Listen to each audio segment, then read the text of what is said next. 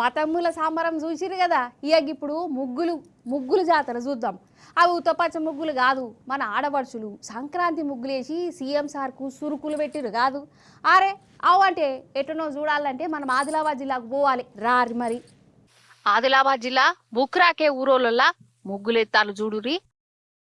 Rythu Bharosa Govinda, Mahalakshmi 2500 Govinda, 4000 pension Govinda, స్కూటీలు గోవిందా, తులం బంగారం గోవిందా, 6 గ్యారంటీలు గోవిందా, కాంగ్రెస్ పార్టీ గోవిందా, రేవంత్ రెడ్డి గోవిందా, రాబండు రేవంత్ రెడ్డి గోవిందా, గోవిందా, తులం బంగారం గోవిందా, 6 గ్యారంటీలు గోవిందా, కాంగ్రెస్ పార్టీ గోవిందా.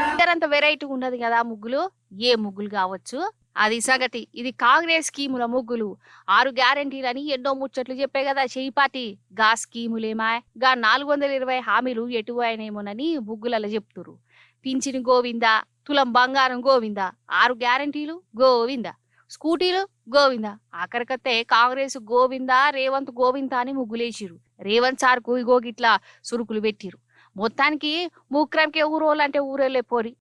కాంగ్రెస్ ప్రభుత్వం అధికారంలోకి వచ్చి 2 సంవత్సరాలు పూర్తి అయినప్పటికీ రేవంత్ రెడ్డి గారు ఒక్క హామీని కూడా పూర్తి చేయలేదు. మహాలక్ష్మి పథకం కింద 2500 ఇస్తానని మోసపూరిత మాటలు చెప్పి ఇప్పటి వరకు ఆ హామీని కూడా పూర్తి చేయలేదు. సర్కార్ మీద ఏ నిరసన చెప్పాలన్నా ఇగో గిట్ల వెరైటీగా చెప్తారు కదా.